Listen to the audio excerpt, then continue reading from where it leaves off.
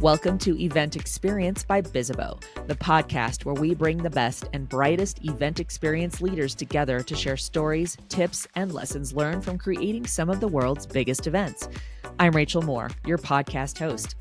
As we approach the end of another year of events, remembering the fundamentals is always a must-do. Sarah Gannon, Director of Corporate Events at MathWorks, shares her extensive experience in event planning and dissects key trends and priorities for 2025. We're going to talk about measurement, generational audiences, wellness, and content delivery, along with other vital learnings to elevate your 2025 event experiences. Let's go.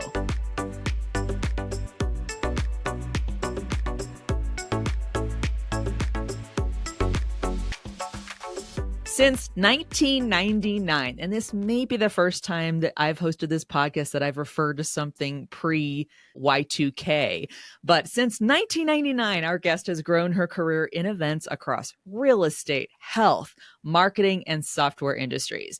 She is a self-dubbed change agent, a data geek, which I personally love, and today serves as the Director of Corporate Events for MathWorks. Sarah Gannon, welcome to Event Experience.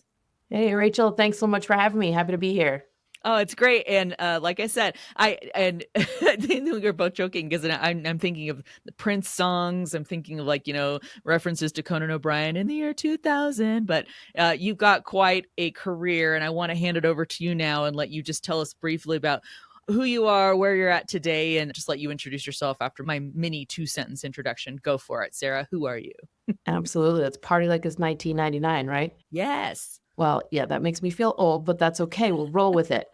So I have been nearly about 25 years now in the biz and happy to still be in it. It's clearly my passion. Started really working on things in the financial industry and then the health industry, and really came into tech and sort of found my people, and have been building out a really great career, focusing more as I evolved as a professional in the events world, more on strategy, more on the impact that events have on businesses, and how events can really be extremely wonderful tools to help drive growth, to help with engagement, to help with awareness, to help with retention. There's a whole myriad of reasons behind really putting an emphasis on your events.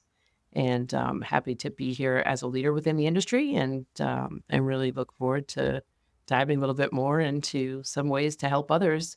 One of my big drivers these days is not just to help my team and my company in terms of the evolution and innovation for their events, but also inspiring and mentoring the next generation of industry professionals. So happy to be here today, hopefully helping to do just that. That is why we are here. That's why Alone Alroy, our CMO and co-founder, was like, hey, I want this podcast to be helpful. So we're setting forth on the right mission for this discussion. Well, let's segue into some get to know you questions. And we ask these of all of our guests. So I always love the range of responses we get. So first, you're about to spend a whole day on the ground at an event. So 14-hour day plus. What are your go-to on the ground event day shoes? So shoes are very important. And, the further along in my career I've gotten, the more I've relied on comfort, which is really sad. It used to be like, oh, all day fashion, 6-inch stilettos, here we go. Now it's more like, what kind of sneakers are going to sort of look fancy? So I found Skechers brand actually has this like LA line that is all blinged out with sparkles. And so they're very, very comfortable, but they also have that kind of sparkly flash to them, which makes me still feel fancy, even though I'm wearing really comfortable shoes. So those are my on the ground go-to is sneakers. I also like the whole idea, and this was something that was rampant all through IMEX, is the idea of your shoes kind of matching your blazer. So you've got, a nice blazer on, and you're in the kicks are matching.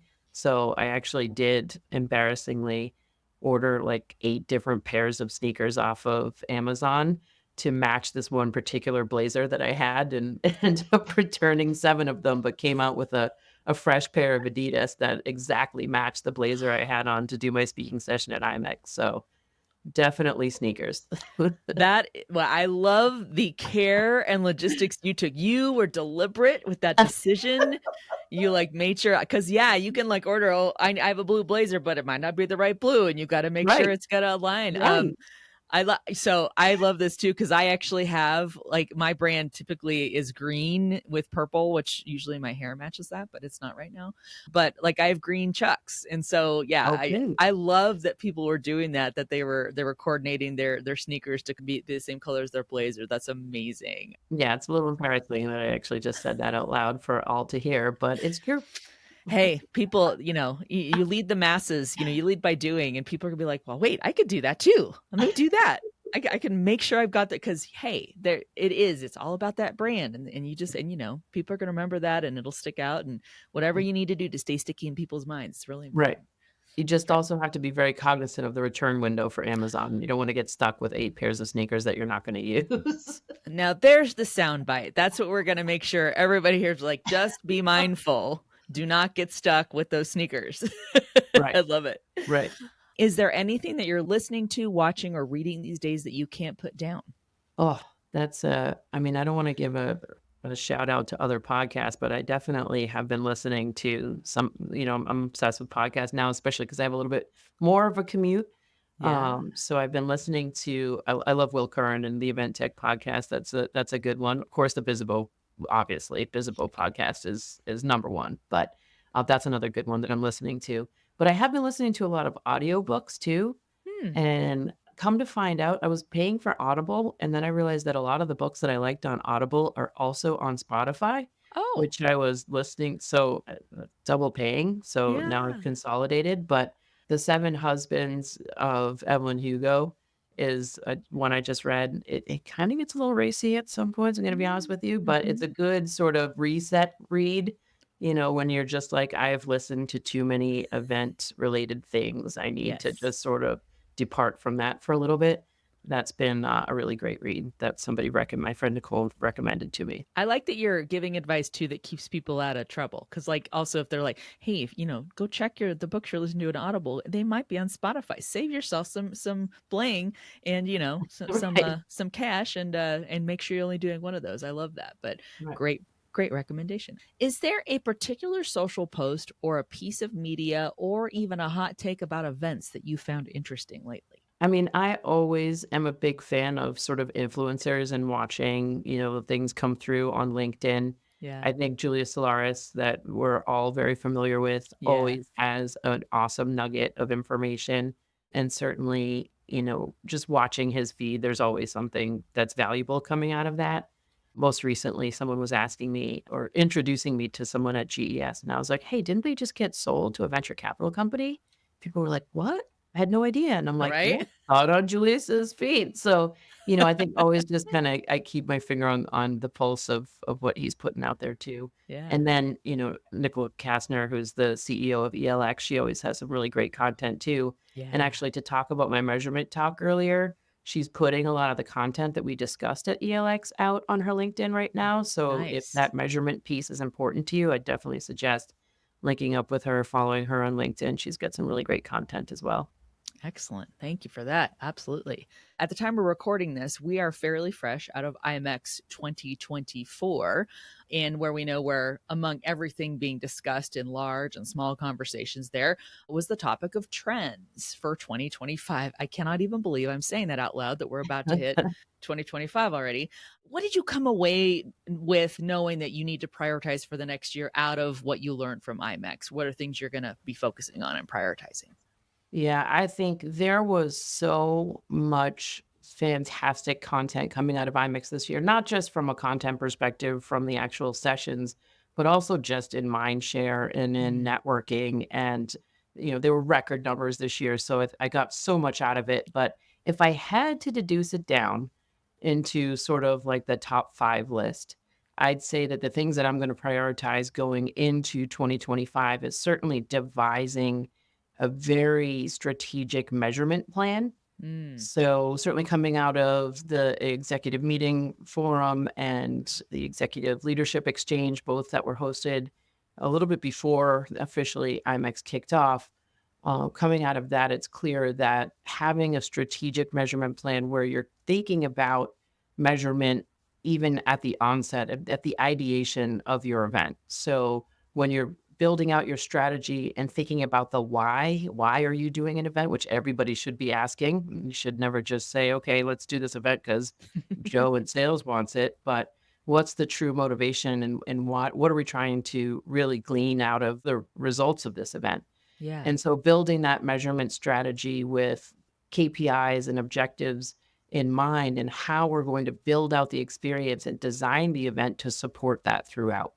And when you're talking about how you're going to capture that information on the back end or during your event, whether it be sentiment, using AI to capture people's sentiment during a keynote, or whether it be with your post-event survey, a more traditional way to capture people's responses of how they consumed your event, Mhm. you know, keeping that in mind in the initial stages is going to be really important to me and my team as we go into this year.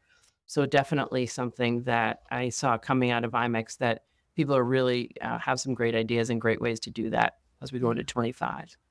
Excellent. Yeah. I mean, it really does all boil down to measurement. I think we all know we need to be measuring those things. But just like you said, you don't just throw an event, just, oh, let's just do it. There's always a reason why. And then you need to, well, did we hit it? Did we do it effectively afterward? And following that through line there.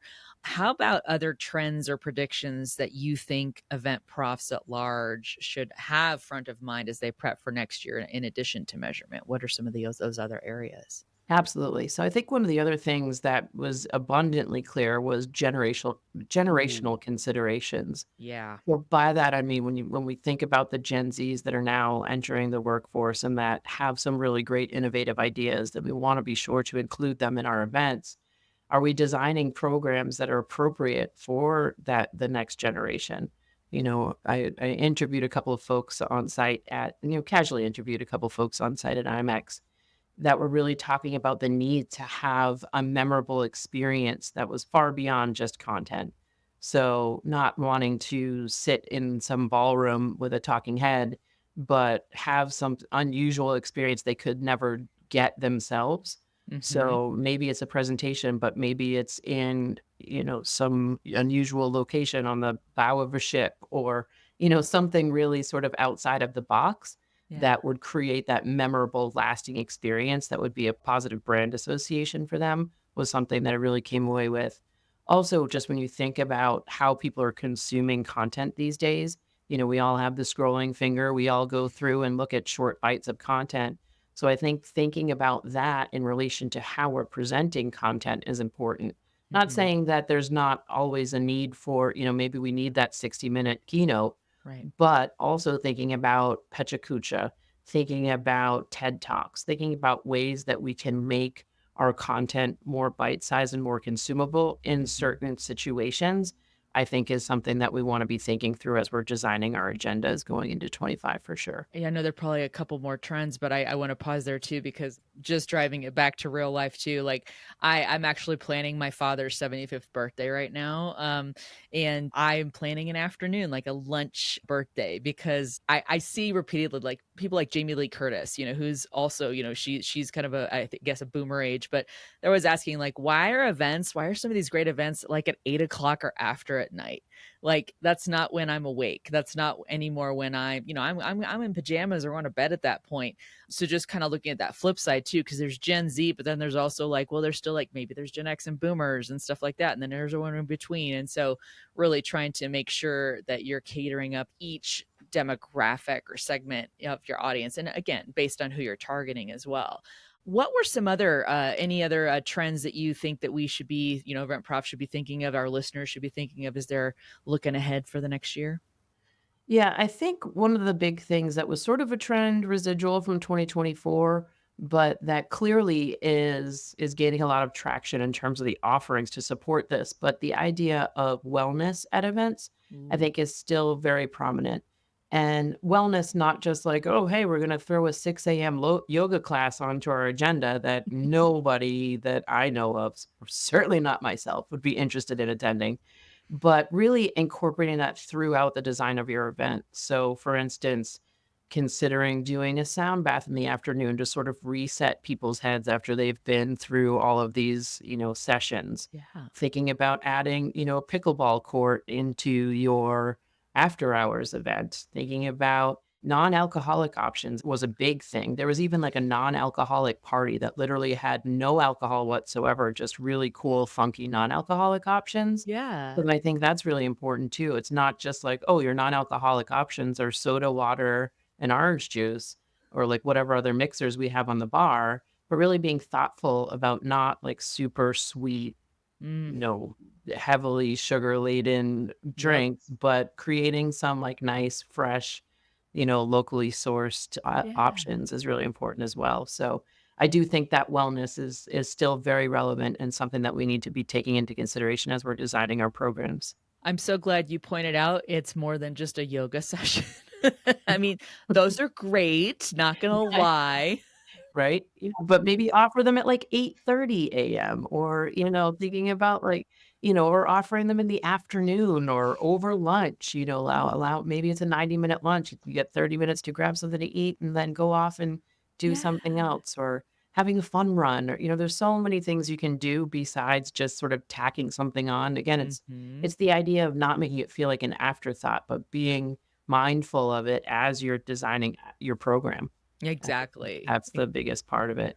Well, and yeah, like you said, being intentional, putting more thought into it, just so it doesn't appear like, oh yeah, and just by the way, now we can say we have wellness because there's a 6 a.m. yoga class that wow, everybody's going to wake up for. And you've had some new experiences this year as well. Can you tell us how the IMEX leadership track? Because I know you referenced that before. How did that help you as an event professional in today's current event trends and tactics? What did you come away with from that? Yeah, I think what I realized, there's a lot of great content, of course, coming out of that, coming out of ELX, but what I realized is that being surrounded by like-minded individuals, being surrounded by event leaders was so I didn't realize how much I needed it until I was there, sort of. It Hmm. was like once I was in a room with my tribe, with my people, it was like, Yeah. wow, this is so refreshing because you start to learn like I'm not alone. Because sometimes as event leaders, we're looked at to be the ones that are chartering the course, that are going through and doing the research and presenting the options. And, you're at the helm. And oftentimes there's not somebody above you that really understands what events are and the Yeah. impact that they could have on the business. And so sometimes you're left to your own devices. But when you're in a room full of like minded people, you now have people that are experiencing the same pain points as you, that are going through the same types of challenges, that Yeah. have gone through a challenge and have come out the other side and have great ideas that they can share with you.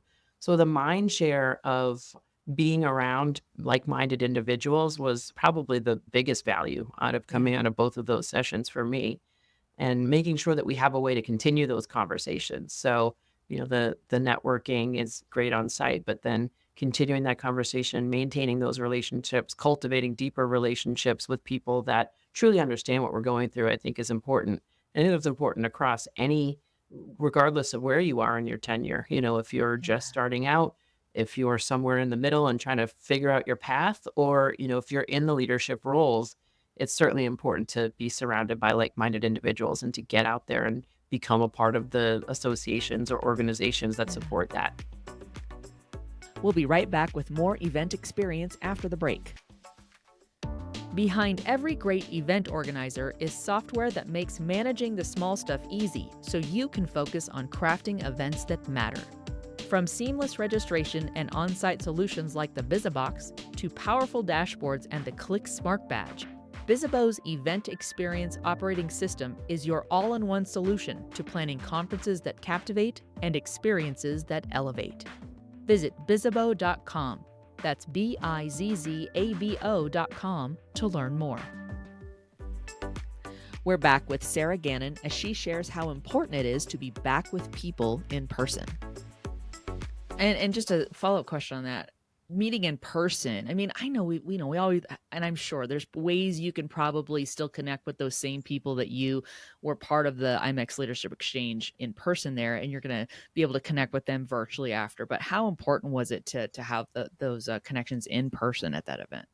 Oh, it was of the utmost importance. I mean, Yeah. being there in the same room understanding, people's just feeling people's vibes, not to be, Yeah. too out there about the Oh, whole yeah. thing, but really just kind of vibing with people and understanding how people's personalities kind of play into how they lead their teams and how they manage their workloads. That was really important. And I think we sometimes miss those nuances in a virtual environment. So really sitting down next to people, realizing that you're chuckling over the same jokes or you're have a visceral response to some content, those are just those little nuances that you don't necessarily get in a Yeah. virtual environment. So definitely being together in rooms with these folks was huge.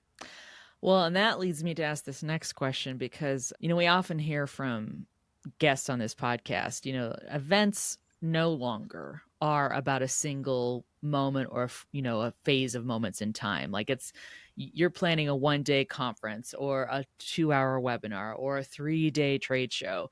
It's not just about that set of time and dates. The entire calendar now figures into today's experiences. So, based on that and on what you've learned, what do you think that all event profs, especially people listening to this podcast, what should we all be mindful of going to 2025, knowing that it's way more than just that one event's time and date stretch? Yeah, I think that in and of itself, I think the understanding that events should be part of a much broader communication, it's not just one moment in time, but it's what are you doing beforehand? And to the one of the other things I see coming out of IMEX that I'm going to be mindful of going into 2025 is sort of this almost de-emphasis on content and emphasis on Mm, experience. mhm. And so, what are we doing beforehand to make sure that people are getting that content? It's not about the elimination of the content, Right. it's the way in which we're getting that content to people. So, what can you do beforehand? What can you do in those preliminary stages when you start talking about your event to seed some of those ideas and maybe even to show virtually some of that content so that by the time they get to your event, they already feel like they're part of, to this point of kind of this tribal knowledge of like you feel like you found your people, they already feel like they're a part of the community because they've already been immersed in some sort of content. So Yeah. I think beforehand it's important to sort of seed that along the way and think about what can you be doing to better engage people, especially first timers, right? We talk about what Mhm. what are first timers doing at an event, how do they listen to things or see things or become involved in communities on LinkedIn or, special invite only areas, VIP areas that they can connect with people online so that by the time they get to be on site, they have people that they're looking for. They don't feel like an outsider. They feel Yeah. engaged. They're fully tuned in to your event. And then post event, making sure that you're summarizing and providing that content to them so that they can share it out and so Yeah. that your event expands far beyond just that one attendee, but they're sharing with their teams. They're putting it on their LinkedIn. They're sending it out in their social media. So then the impact of your event far grows just beyond that one person. So it's Yeah. important for the attendees, but it's also important to you as an organizer to understand that the event, to your point, is far beyond that moment in time, and that there are things you should be doing post event and pre event to really expand the value Mhm. of that program. Yeah, and I think, we look at people's natural tendencies as well, where, you know, it's a lot easier if, if you're already, and even just looking personally, if you're already texting with a friend a lot and they're like, hey, let's go meet up for coffee. Well, you already have that context beforehand. You're like, yeah, because we've been chatting about this online. Let's go, let's meet up and, Right. exchange those ideas over coffee. And then after, same thing applies to events where it's like you're far more likely to get somebody to say, I'm going to invest my time, energy, and even money to go to this event in person if there's already some established relationship, rapport, conversation, context that's able to take place before and then after, right? 100%. Mhm. Exactly. Yeah. Exactly. Yeah. Gosh, we've gotten a lot of really great things for us to keep in mind and be aware of, about to wrap up another year in the events industry and head into a new one. Finally, easiest question of all, where can our listeners find and follow you online? Oh, well, I am on LinkedIn and I like to post. I don't post as frequently as I'd like to be honest with you, but I definitely am trying to be more mindful of putting things out there that are helpful to me and sharing that with the folks that follow me. So definitely find me on LinkedIn. It's Sarah E. Gannon and a whole bunch of letters after my name. So look me up, follow me, hit me up, connect with me, whatever floats your boat. But I'm happy to connect and share the love. Well, after 25 plus years, you better have a lot of letters after your name. So we'll be looking for you there. Absolutely. Yeah. Ongoing, we're all ever evolving. So ongoing education is really important to me. So I'm really happy. Absolutely. And that's why I, want to make sure to share it back as well.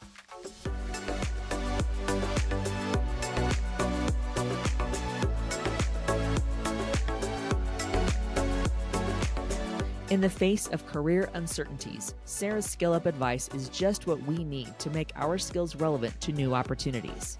My number one priority as an event professional has always been to be involved, to get involved with the industry, whether that's joining an association, but don't just join the association.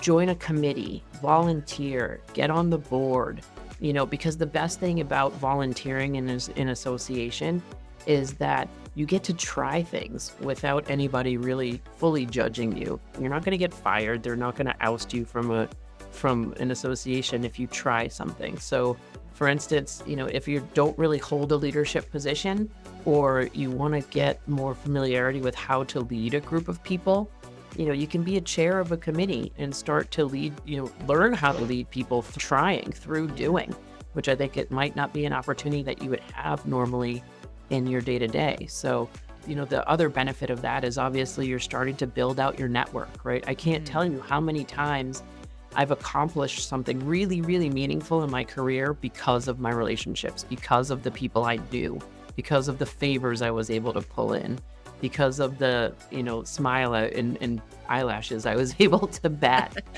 to get somebody to please do something because of those relationships. So, that benefit is twofold. It's that you're getting that ability to sort of try things that might be a little bit outside of your comfort zone or that you wouldn't be able to do normally in your day-to-day, but you're also building that bench of people that throughout your career, some of my best friends are people that I met 20 years ago, 25 years ago when I first started out.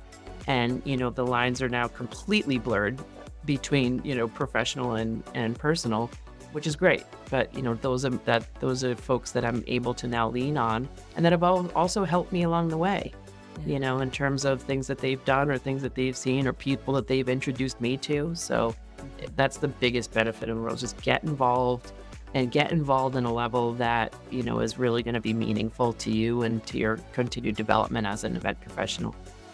Thanks again to Sarah Gannon for joining us on Event Experience. And thank you for listening.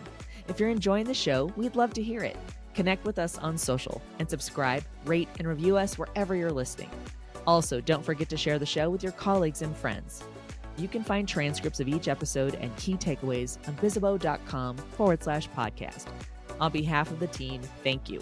We'll gather again soon for a new episode of Event Experience.